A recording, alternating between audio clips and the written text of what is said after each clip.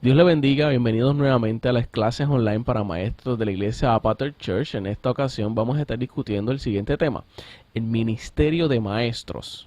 En este video vamos a discutir el ministerio de maestros desde una perspectiva bíblica, ya que nosotros creemos que el ser maestro es un ministerio bíblico.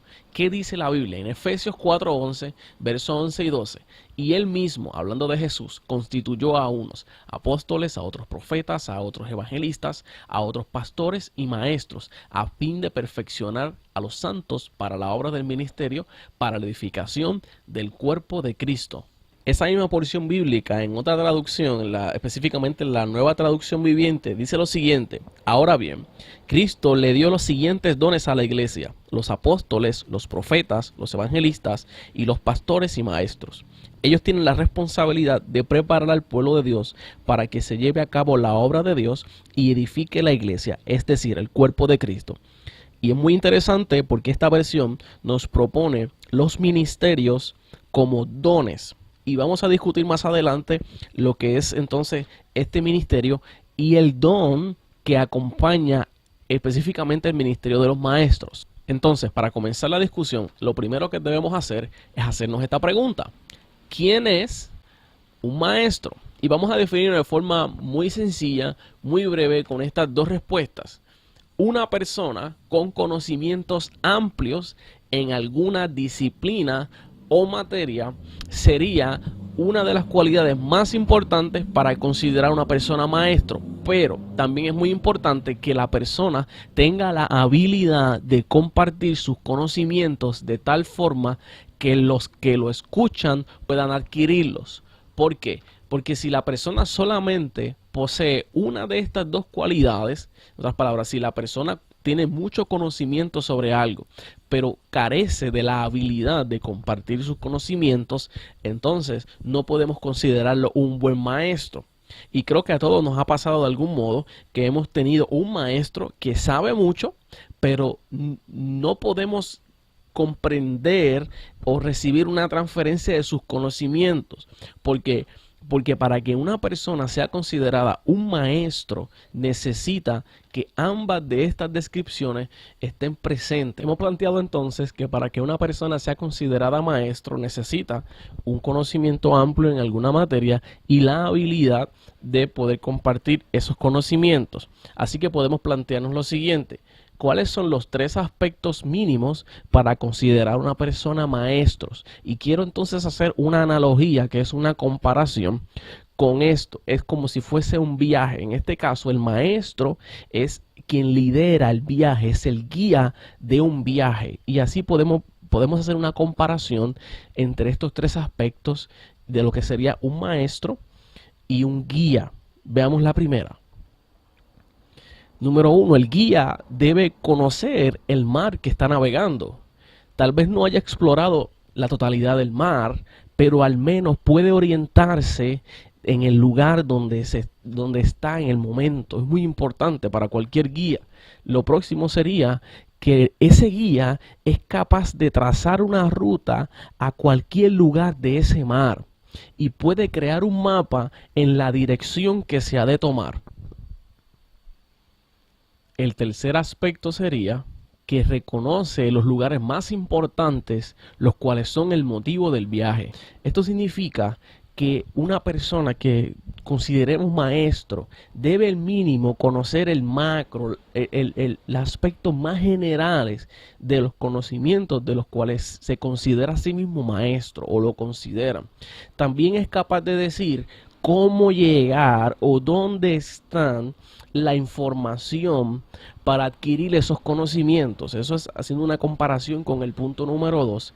Y también reconoce dónde están los lugares más importantes de este viaje. En otras palabras, un maestro bíblico necesita conocer el macro, los aspectos más generales de la Biblia. También es importante capaz de decirle a las personas dónde encontrar lo que están buscando. tal vez el maestro no conozca específicamente el capítulo y el versículo y el libro de la información que quiere plantear, pero sabe que se encuentra en un evangelio, tal vez pueda hacer referencia a alguno de ellos, pueda hacer referencia a la historia y le da unas guías importantes a la persona para que la persona pueda llegar a ese lugar. Eso es capaz de trazar una ruta hacia el lugar donde quiere llegar. También un maestro bíblico debe conocer los lugares más importantes en este aspecto, en el contexto de la enseñanza que está brindando. Debe conocer cuáles son las bases bíblicas que sostienen lo que está planteando. Podemos decir entonces que un maestro que no es capaz de dirigir a las personas a través de la Biblia en las enseñanzas que está estableciendo, es un maestro que está haciendo una labor incompleta. Danny Silk, en su libro Cultura de Honor, que se los recomiendo, y aunque no es un libro que va dirigido a definir lo que son los 5 ministerios, tiene en una porción una descripción de las más extraordinarias que yo he leído sobre esto. Y él utiliza una situación de la vida real para describir cómo actuarían o qué funciones harían cada uno de estos ministros llegando a esta situación. Y la situación es un accidente automovilístico, y sabemos que en términos naturales en un accidente automovilístico llegarían policías, llegarían enfermeros, tal vez llegue un gruero, y aquí en Puerto Rico sabemos que va a llegar mucha, pero mucha gente.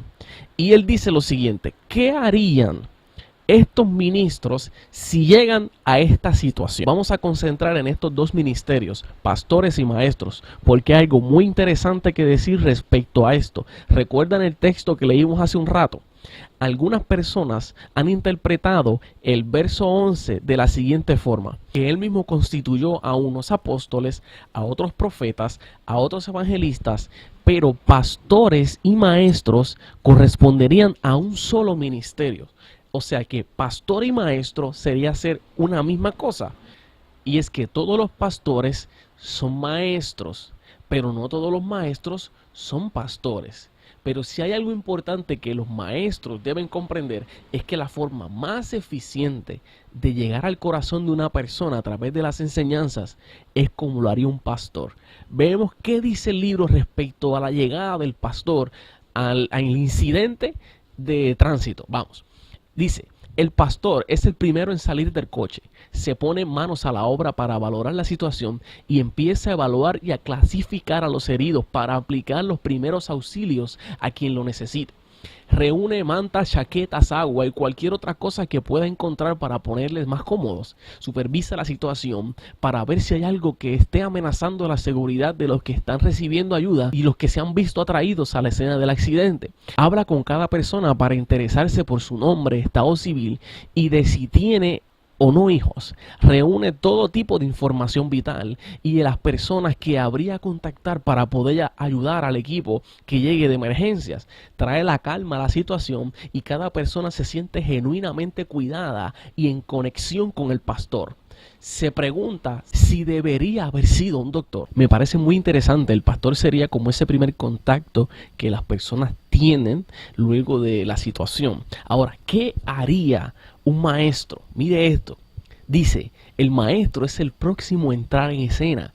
Estudia la situación para poder dilucidar quién causó el accidente. Retrocede, estudia las marcas de frenado y la distancia que había entre los coches antes y después del impacto, estimando la velocidad aproximada del coche en el momento del choque.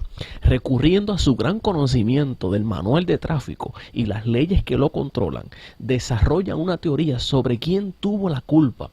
Como conclusión, es que en general los conductores necesitan más instrucción y que saldrían muy beneficiados si tuvieran que asistir a más clases obligatorias estudiando de manera continuada. Ahora es fácil entender por qué casi todos los meses el pastor de educación tiene un plan nuevo, de clases nuevas, etcétera, etcétera, etcétera. Pero sí les tengo que decir algo que yo aprendí. Como maestros debemos ser dependientes del Espíritu Santo y descansar que la transformación de las personas no depende de nosotros. Depende del corazón de las personas y de la unción del Espíritu Santo a través de cada una de las cosas que enseñamos. Bien, continuemos. ¿Alguna vez han visto este programa? Uno de los hermanos se dedica a orientar a las personas sobre vender su hogar y comprar un nuevo hogar, o si vale la pena invertir dinero en el hogar que tienen. El otro hermano se dedica a reconstruir los nuevos hogares, o a reconstruir o a remodelar el hogar que las personas finalmente decidieron obtener o quedarse con él.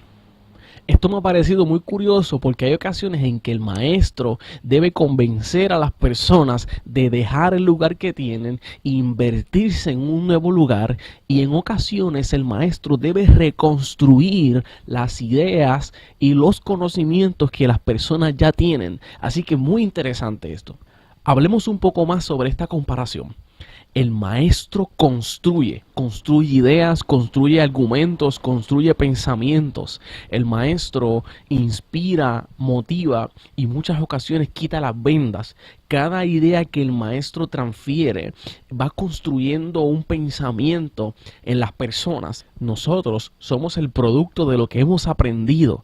Así que en gran medida somos el producto de lo que otros maestros han influenciado sobre nosotros. Nuestras formas de pensamiento, nuestras estructuras están directamente relacionadas con lo que en algún momento alguien colocó. Por eso el maestro debe ser consciente una y otra vez que es un constructor del pensamiento de sus alumnos. Pero esto no se queda ahí. El maestro también destruye. Y quiero que veamos lo que dice Pablo, del cual yo fui constituido, hablando de Jesús, predicador, apóstol y maestro a los gentiles. Mire lo que le dice a la iglesia de Corintios respecto a que el maestro también destruye. Dice: yo, Pablo, os ruego por la mansedumbre y la ternura de Cristo. Yo, estando presente, ciertamente soy humilde entre vosotros, mas ausente soy osado para con vosotros. Ruego pues que cuando esté presente no tenga que usar de aquella osadía con que estoy dispuesto a proceder resueltamente contra algunos que nos tienen como si anduviésemos según la carne. Pues aunque andamos en la carne, no militamos según la carne, porque las armas de nuestra milicia no son carnales, sino poderosas en Dios para la destrucción de fortalezas, derribando argumentos y toda altivez que se levanta contra el conocimiento de Dios, y llevando cautivo todo pensamiento a la obediencia de Cristo. Déjeme explicarle lo que está sucediendo aquí. Pablo no está presente en la iglesia de Corintios y hay una situación. Hay personas que están dudando o cuestionando la autoridad del apóstol Pablo. Y él está diciendo lo siguiente: cuando yo estoy con ustedes, yo les enseño de forma muy pasiva, muy tranquila. Pero cuando no estoy con ustedes, los defiendo, soy muy osado y atrevido para defender lo que les he enseñado a ustedes. Pero por favor, no me hagan ser así de osado con los que están dudando de mi autoridad y de mis conocimientos o de mi llamado. Veas el verso 2 cuando dice: pero cuando esté presente, que no tenga que usar de aquella osadía con la que estoy dispuesto a proceder. Significa que él estaba dispuesto a defender con todas las herramientas que él tenía lo que él estaba enseñando, y que él era capaz de destruir todo pensamiento y todo aquello que se estaba levantando contra el conocimiento de Dios. Es muy importante porque él dice: se está levantando contra el conocimiento de Dios. O sea, está queriendo poner en duda lo que se está revelando o enseñando de Dios mismo. Ahora bien, es muy importante que hablemos sobre la forma en que el maestro destruye los pensamientos, porque el maestro principalmente convence y combate toda forma de pensamiento, pero nunca ataca a la persona en sí mismo. Y es muy importante que hablemos sobre esto, porque si lo colocamos en una balanza, la forma en que el maestro destruye un pensamiento errado es que convence a la persona acumulando los argumentos correctos en contrapeso a ese pensamiento errado. Lo más importante con el conocimiento bíblico y la unción para enseñar, acompañado de la osadía del maestro para utilizar las palabras correctas y hablar en el momento correcto. También es muy importante entender cómo piensan las personas que les estamos enseñando para que nuestra enseñanza se conecte con ellos. Además, es necesario que el fruto del Espíritu acompañe al maestro en su enseñanza.